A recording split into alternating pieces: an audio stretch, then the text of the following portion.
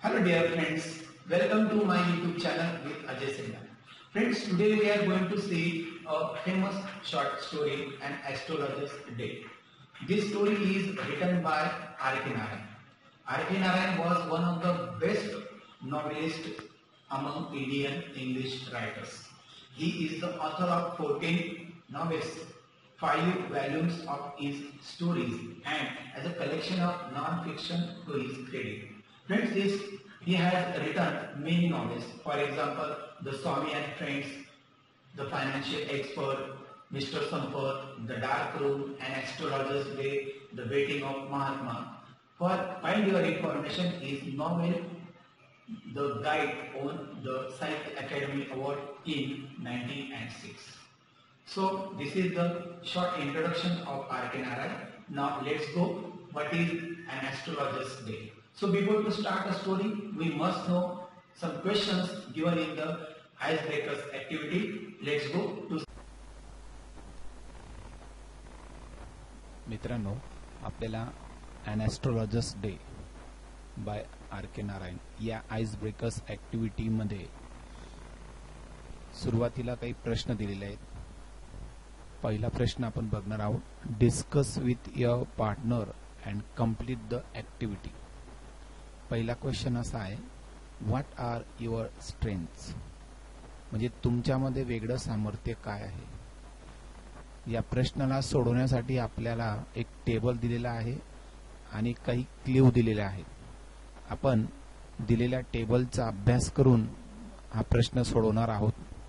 सुरुवातीच्या कॉलममध्ये आपल्याला दिलेला आहे स्ट्रेंथ, म्हणजे तुमच्यामध्ये वेगळं स्किल कोणतं आहे. फॉर एक्झाम्पल त्यांनी दिलं आहे पेंटिंग किंवा drawing. Why do you feel so, तुम्हाला असं का वाटतं. तुम्हाला स्ट्रेंथ आहे पेंटिंग किंवा ड्रॉइंग, याच्या मार्फत याच्या माध्यमाने आपण व्हिज्युअलाइज करू शकतो, एक्सप्रेस करू शकतो. आणि तुम्ही या स्ट्रेंथमुळे भविष्यात कोणतं करिअर निवडू शकतात, तर ते आहे commercial artist and cartoonist. Okay, so in this way we have seen this strength. Now the next one, समजा तुम्हाला सिंगिंग येते. So why do you feel so, because you have a sense of rhythm and your career is singer or music director. Get it? Third one, dancing. For example, dancing हेच तुमचं strength आहे, तर तुम्ही हे का करू शकतात, because this is your passion, this is the skill of dancing. तुमच्याकडे ते डान्सिंगचं स्किल आहे, त्यात तुम्हाला आवड आहे, पॅशन आहे. आणि या डान्सिंगमुळे तुम्ही भविष्यात in your future you can become a dancer और a choreographer. Get it? Last one is running.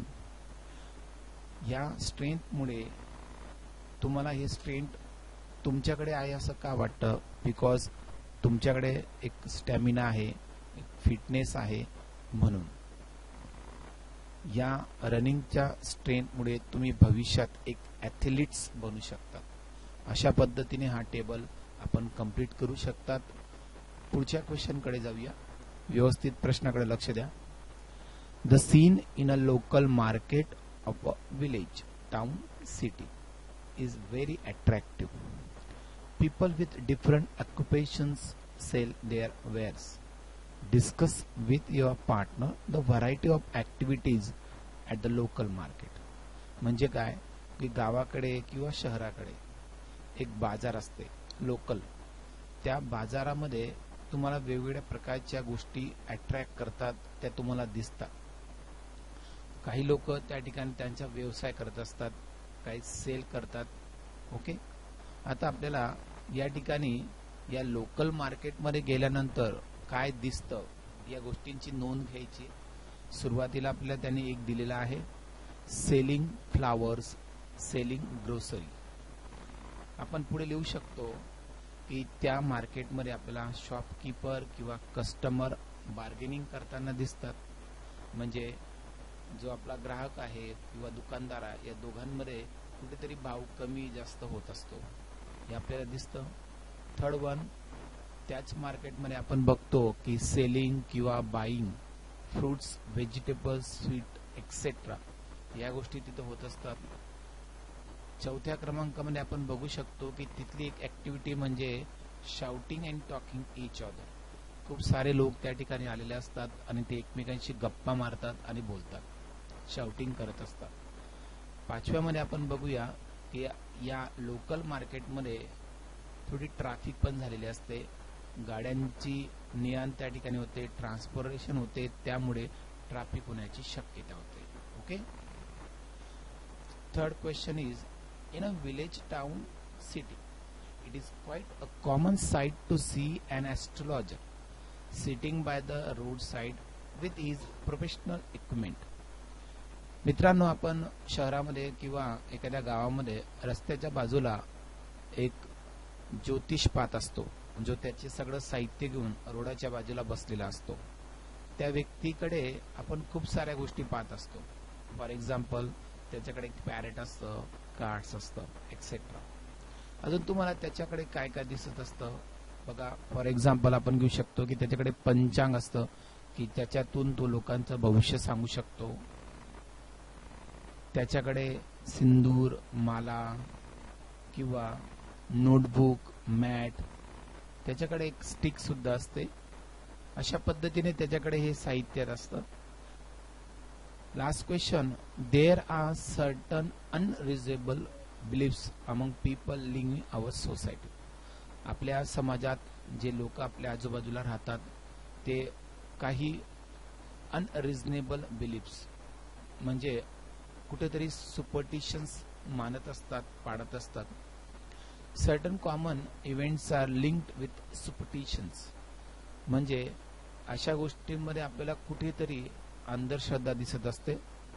List events discuss the superstitions link with them and the means of their eradication. आपल्याला असे superstition या ठिकाणी note down करायचे आहेत आणि ते superstition का होतात, का पाळले जातात ते आपल्याला लिहायचं आहे. सुरुवातीला आपल्याला या ठिकाणी दिलंय a cat crossing your path म्हणजे आपण ज्या वेळेला पुढे जात असतो तर रस्त्यावरून मांजर आपल्या रस्त्याला आडवी जाते, हे सुद्धा एक सुपरस्टिशन आहे.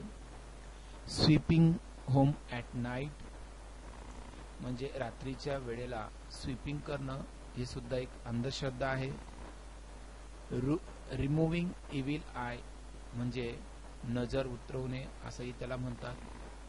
त्यानंतर to cut the nails at night रात्रीला नख कापणे.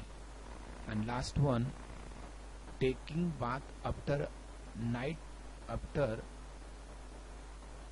attending a funeral म्हणजे आपल्याला आपण ज्यावेळी अंत्यविधीला जात असतो त्याच्यानंतर आपण बाथ करत असतो, ही सुद्धा एक अंधश्रद्धा आहे. मित्रांनो, या सर्व सुपरस्टिशन्स का होतात, का पाळल्या जातात याचं इरिडिकेशन आपल्याला सगळ्यांना होमवर्क म्हणून लिहायचं आहे. ओके. यानंतर आपण लेसनला सुरुवात करणार आहोत. सगळ्यांनी या आईस ब्रेकर्स ऍक्टिव्हिटीला आपल्या वहीमध्ये लिहा आणि त्याचा फोटो काढून मला व्हॉट्सअप करायचा आहे. थँक्यू.